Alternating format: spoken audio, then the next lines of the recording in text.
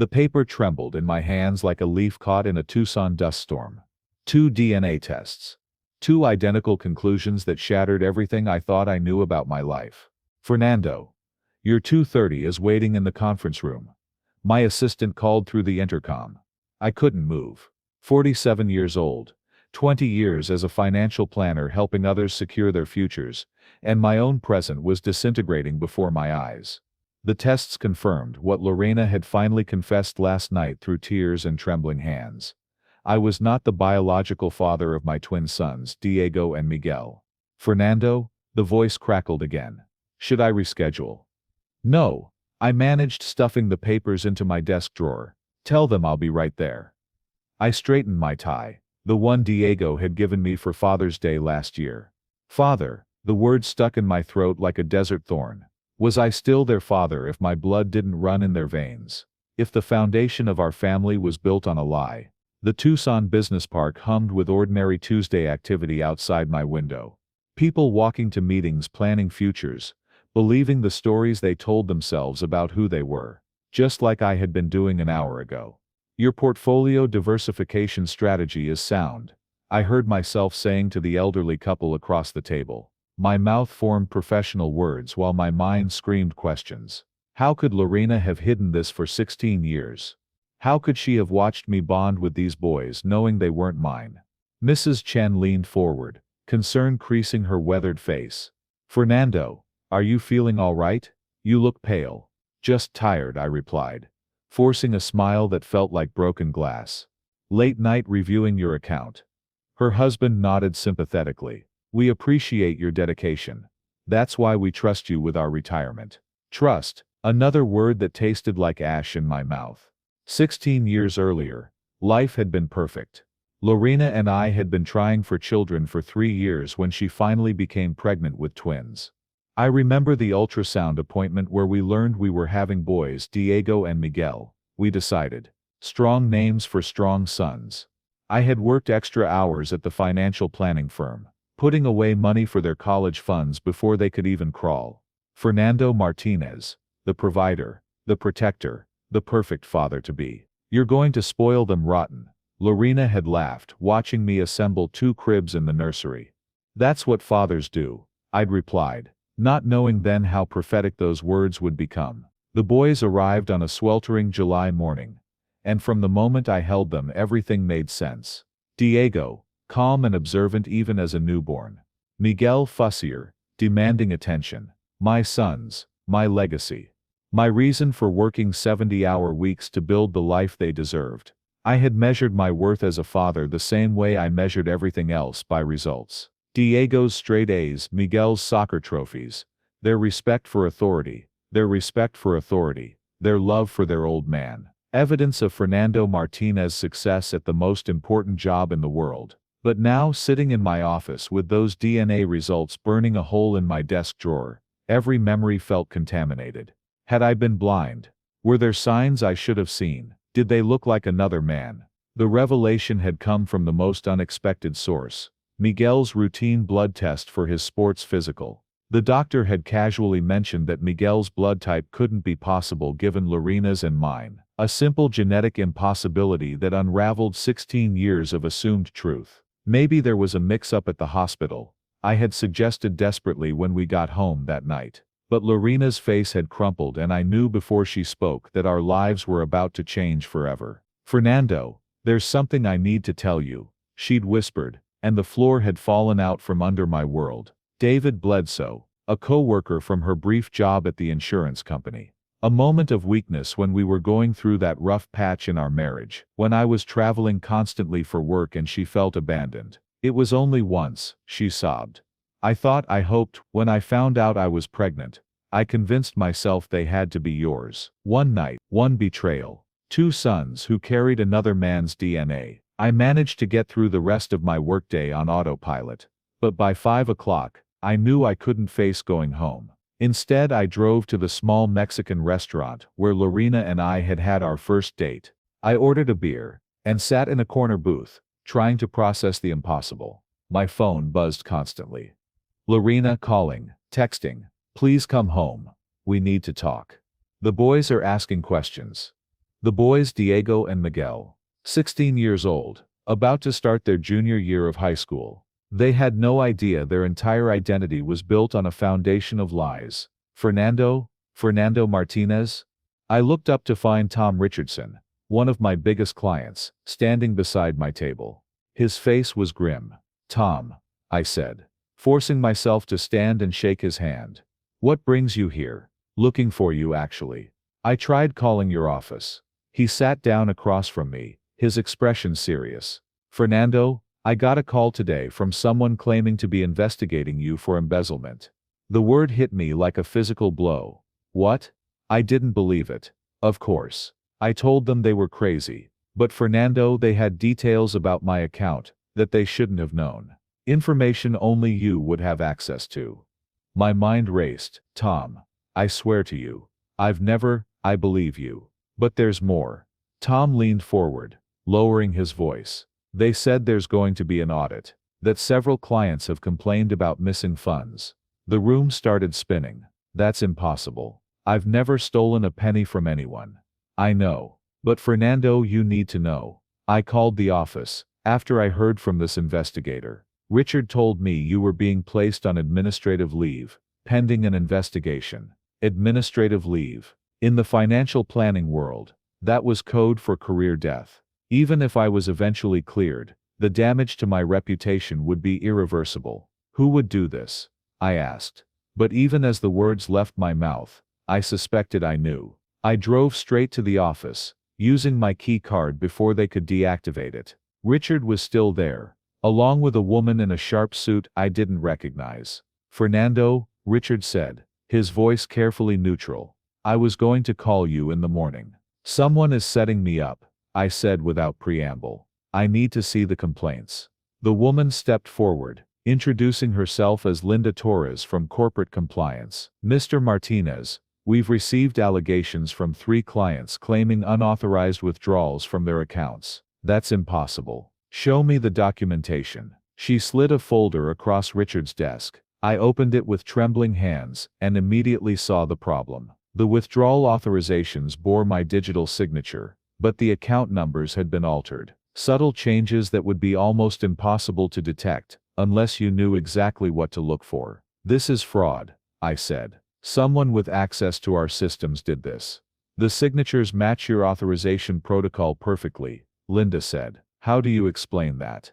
I couldn't. Someone had gained access to my digital signature and used it to frame me for embezzlement. Someone who knew our systems intimately. "I need to review my access logs," I said. "If someone has been using my credentials—" "I'm sorry, Fernando," Richard interrupted. "You're suspended pending the investigation. I need your key card and laptop." Walking out of the building with a box of my personal belongings, I felt like I was living someone else's nightmare. In one day, I had lost my identity as a father, and my career. 20 years of building a reputation.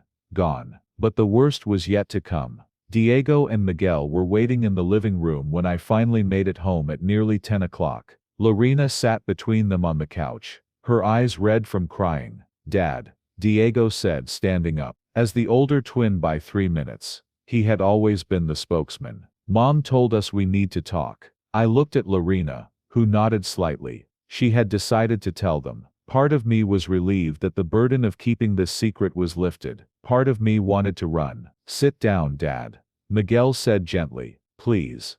I sat in my recliner, the chair where I had read them bedtime stories, helped with homework, lectured them about grades and responsibility. The father's chair. Did I still deserve to sit here? "Mom told us about the DNA tests," Diego said. His voice was steady, controlled. So much like me it hurt. "She told us you're not our biological father." The words hung in the air like smoke. I studied their faces, looking for rejection, anger, disgust. Instead I saw concern. "How are you doing with this, Dad?" Miguel asked. The question caught me completely off guard. How am I doing? "Boys, this changes everything." "No, it doesn't," Diego interrupted firmly. "You've been our father for 16 years. You're the one who taught us to throw a curveball, who stayed up all night when we had pneumonia, who worked 2 jobs to pay for our baseball gear. But the DNA means nothing," Miguel said. Dad, do you remember when I broke Mrs. Garcia's window with that foul ball? You didn't yell at me. You walked me over there to apologize, and you paid for the replacement. That's what fathers do. And when I got suspended for fighting Tommy Rodriguez, Diego added, you didn't just punish me. You sat me down and helped me understand why I was angry and how to handle it better. That's not biology, Dad. That's love. I felt tears stinging my eyes. But your real father. You are our real father, they said in unison. Lorena was crying openly now. Fernando, they're right. David Bledsoe may have contributed DNA, but you've contributed everything else. You've earned the title of father 1,000 times over. Does he know? I asked. About you too? Mom called him today, Diego said. He wants to meet us. My heart clenched. And do you want to meet him? The boys exchanged glances. We're curious, Miguel admitted.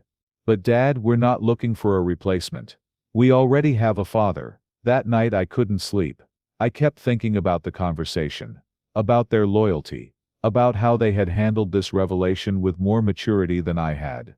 These boys, my boys, had offered me unconditional love at the moment when I felt least worthy of it. But there was still the matter of who was trying to destroy my career, and why. The answer came 3 days later, in the form of a phone call from an unknown number. Fernando Martinez? Yes, who is this? This is David Bledsoe. I think we need to talk. We met at a coffee shop downtown. David was younger than me, maybe 42, with the kind of easy confidence I had never possessed. And there unmistakably were Diego's nose and Miguel's chin staring back at me. I want you to know I had no idea, he said immediately. About the boys. Lorena never told me she was pregnant. I studied his face, looking for deception. And now that you know, I want to be part of their lives. He leaned forward. But Fernando, I'm not trying to replace you. I know you're their father in every way that matters. Then why destroy my career? I asked bluntly. His face went blank. What are you talking about? Someone with intimate knowledge of my firm's computer systems framed me for embezzlement. Someone who wanted to make sure I couldn't provide for my family anymore. David's expression shifted to alarm. Fernando, I work in IT consulting. I would never wait. His face went pale. Oh God, I think I know who did this. Who? My brother Carlos. He works for a cybersecurity firm. When I told him about finding out I had sons, about meeting you, David ran his hands through his hair. He said something about making sure you wouldn't be able to compete with me financially. I thought he was just running his mouth. Your brother destroyed my career to help you. I'll call him right now. I'll make him confess. Fernando, I am so sorry. I never wanted this. And that's how I learned that my life had been dismantled not by my wife's former lover, but by a man trying to help his brother bond with his newly discovered sons, by eliminating the competition. Carlos Bledsoe's confession to the authorities came that afternoon. By evening, my firm had issued a public apology and offered me reinstatement with a promotion. The irony wasn't lost on me.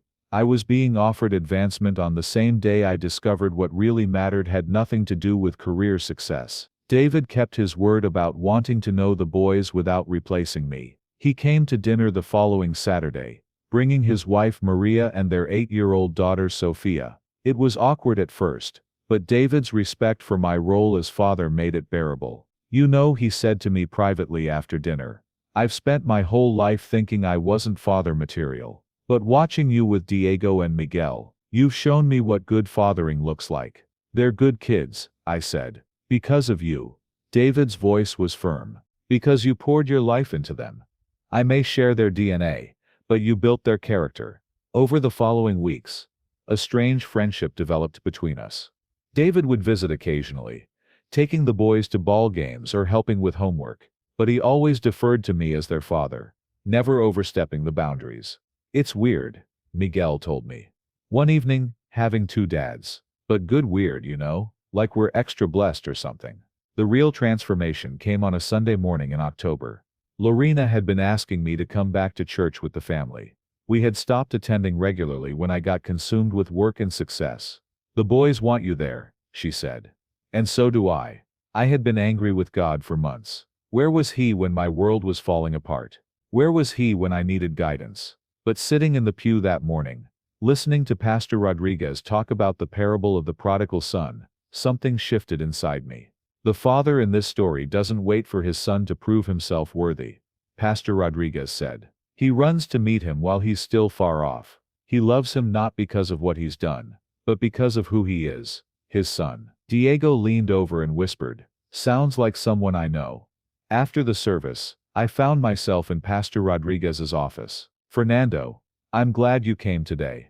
How are you handling everything?" I told him about the DNA revelation, about David, about my own crisis of identity and faith. "You know," Pastor Rodriguez said, "Jesus was raised by a man who wasn't his biological father too." I had never thought of it that way. Joseph chose to love and raise Jesus despite knowing he wasn't his biological child. He chose to be a father.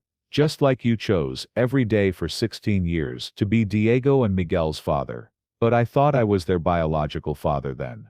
I didn't know I was choosing. Weren't you though? Every time you got up for midnight feedings. Every time you worked late to pay for their needs. Every time you put their well-being before your own comfort. Biology might make you a male parent, Fernando. But choosing to love, day after day, that makes you a father. I've been so angry, I admitted.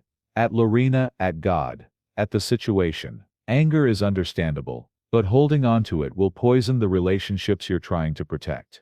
Pastor Rodriguez leaned forward. "Fernando, you've been given an incredible gift. 2 sons who love you so much that biological truth couldn't shake their loyalty. A wife who's fought to keep your family together despite her mistake. Even David, who could have demanded rights, but chose to respect your role. Maybe instead of focusing on what's been taken from you, you could focus on what you've been given." That afternoon, I sat on our back patio, watching Diego and Miguel play basketball in the driveway. Their laughter carried on the desert wind, and for the first time in months, I felt something like peace. Lorena came out with 2 cups of coffee and sat beside me. "I'm sorry," I said, "for shutting you out, for making this harder than it had to be. You had every right to be angry, maybe, but anger wasn't helping anyone." I took her hand.